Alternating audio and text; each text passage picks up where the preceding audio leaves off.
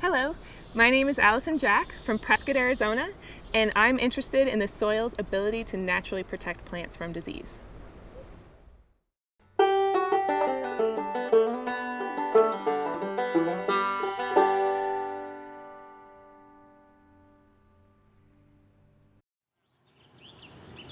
I'm a plant pathologist, and my interest is to understand how composts and soils can protect plants from disease.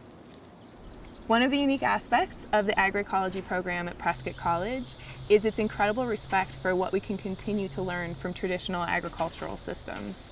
And I'm excited to be a part of that kind of learning.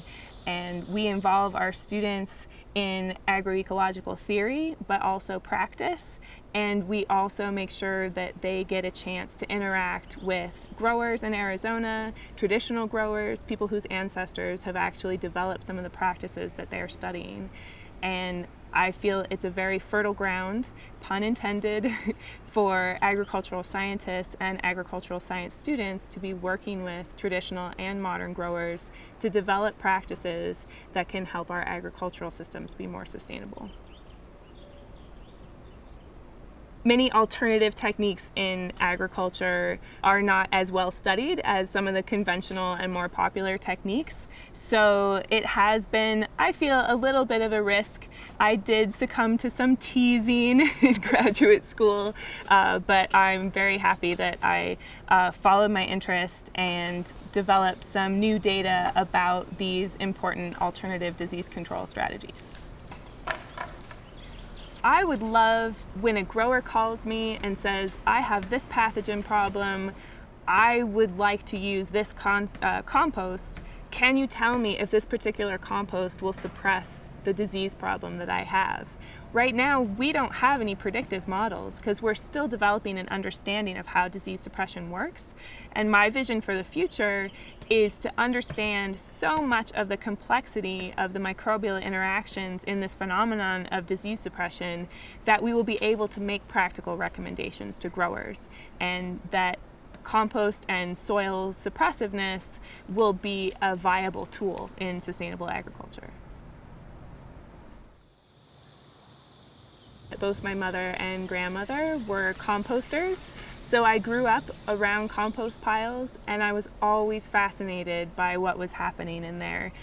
When my chores were to go and feed the compost pile in the morning, you would turn it a little bit with a garden spade and you would see incredible plumes of steam coming out. And of course, that's all the heat generated by microbes, and I know that now. But as a child, I was fascinated with the process of decomposition and just gardening in general. And I do feel soils are one of the final frontiers of microbial ecology. We understand so much about so many of our ecosystems, but soils are just beginning to be understood as a living organism. The soil itself is a superorganism with an incredible complexity of microbes, and plants are now starting to be seen by scientists as superorganisms where you can't look at the plant by itself. You have to understand the plant and all of the soil microbes that interact with that plant.